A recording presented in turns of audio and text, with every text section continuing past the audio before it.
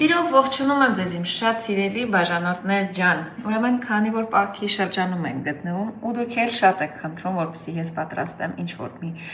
պահքային ուտեստ, ես ձեզ այսօր ուզում եմ առաջարկել պատրաստել իմ ամենասիրելի ճաշը, որը պատրաստում եմ անկախ տարվա եղանակից։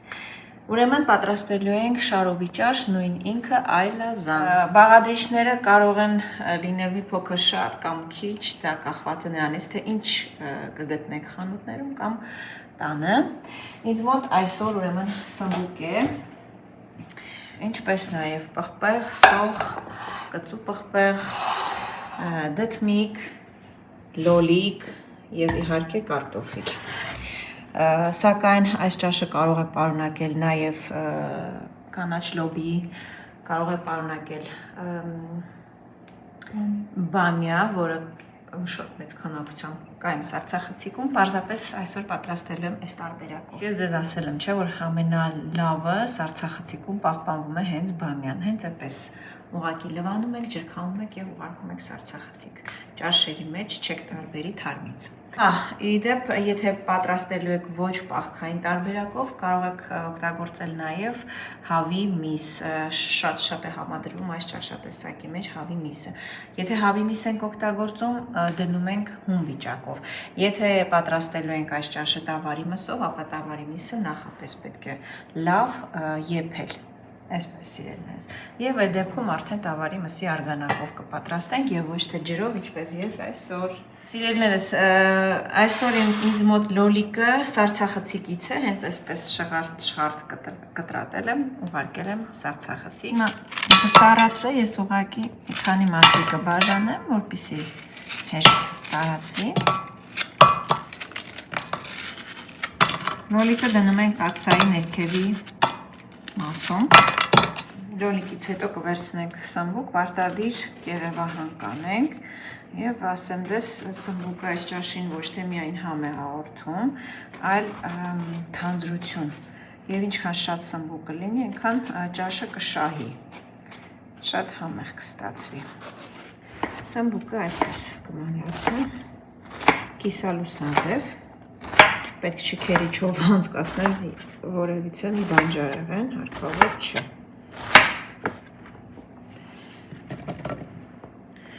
Ճիշտ ասեմ, այսպես է, չէ, ասում տարին 12 ամիս ես այս ճաշը պատրաստում եմ։ Շատ հաճախ եմ պատրաստում։ Այս բանջարեղենները ինչ որ այստեղ կա, ես շերտ ավելացնելու եմ։ Այնքան մինչև լցվի կաթսայիս մեջ կամ վերջանան պարագաները, այսպես։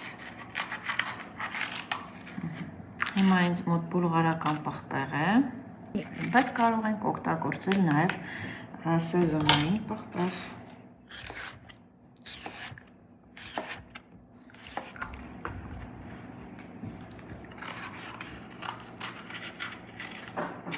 Այս գեղեցկության կեսը կավելացնեմ այս սկզբի շերտի վրա, կեսն էլ երկրորդ շերտ որպես։ Ահա, այս կերպով։ Մնացածը թող սպասի տախտակի վրա, մինչ ես կմանրացնեմ սոխը։ Կօգտագործեմ մոտ կես գլուխ սոխ, ասեք, որ բոլոր բանջարեղենները այստեղ հում վիճակով ենք օգտագործում եւ չենք տապակում, ինչը որ շատ է հեշտացնում թե աշխատանքը եւ ինչու՞ չէ նաեւ ավելի համեղ է, այ փորձեք կհամոզվեք ինքներդ։ Այն այսպես մանրացնում եմ, էլի կիսում եմ երկու մասի, կեսը հիմա եմ ավելացնում, կեսն էլ հետո։ Դդմիկն է շատ համեղ համ է տալիս, ավելացրեք անպայման, տեսեք ես չեմ կլպում դդմիկը, միայն հեռացնում եմ այն հատվածները, որտեղ մի քիչ գունափոխվել է, ասենք կամ այն չէ։ Էլի կիսալուսնաձև։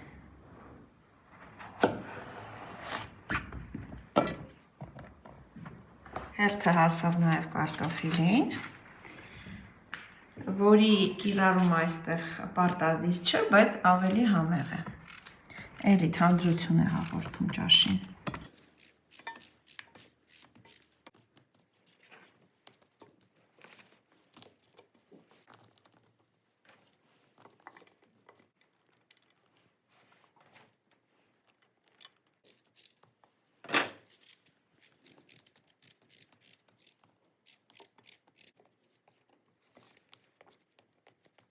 Կավելացնեմ նաև մի քիչ կծու պղպեղ։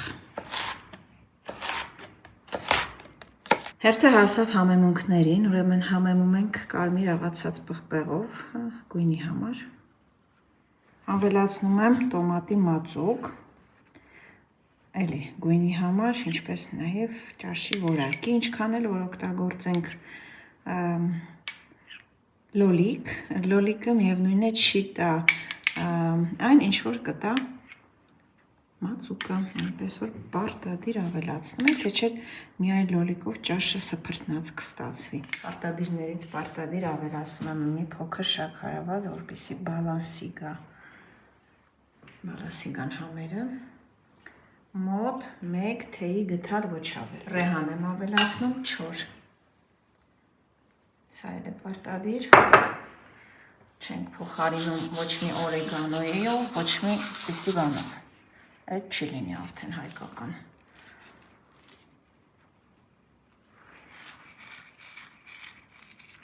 Աղ ենք անում և զգուշ ենք լինում։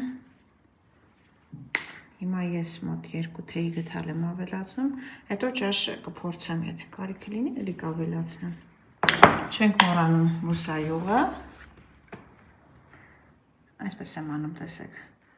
ուղղակի, այսպես աչքաչափով, այս կողմ, այն կողմ, այնպես էլ չանեք, որ շատ լինի բուսայուղը, որ այսպես ճաշի երեսը կազմի, հա։ Հիմա տեսեք, մեզ մնում է ավելացնել այս պայի համար ջուր, ջուրը վերցրել եմ սառը, կարող եք օգտագործել նաև եռման ջուր, այդպես ավելի շուտ կեռա ճաշը։ Այնքան եմ ավելացնում, որ ջուրը հազիվ թե երևա, բայց եթե դուք ուզում եք, որ ճաշը ստացվի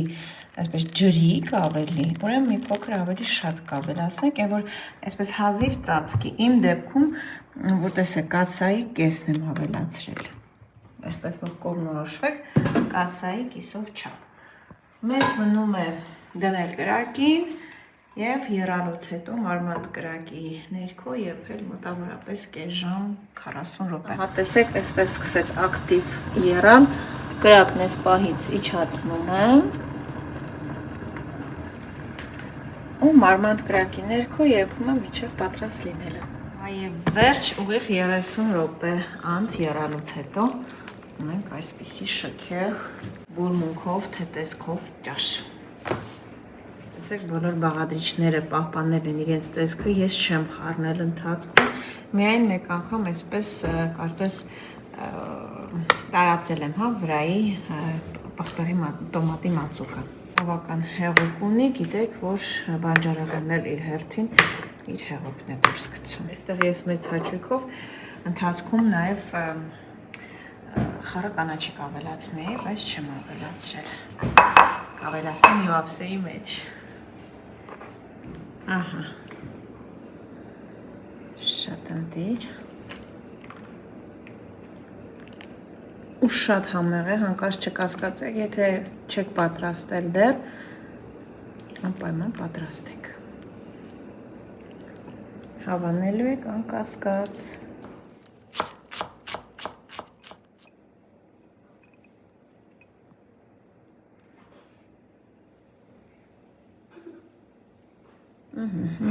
Այսպիսի համեղություն, տեսեք, սա ոնց կարող է համեղ չլինի, արդեն հասկացաք, չէ, որ պետք է անցնեք գործի ու պատրաստեք, ոչ շատ այսպես ջրիկ է, ոչ էլ շատ խիտ է, ես ձեզ համար կփորձեմ վառվելով,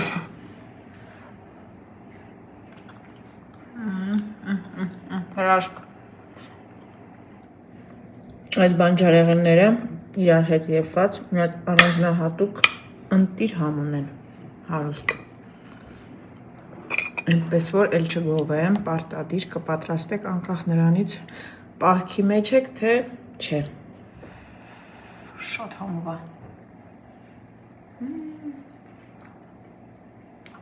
Այ չտողին։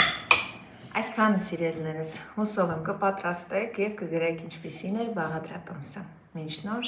շատ համեղ հանդիպումներ։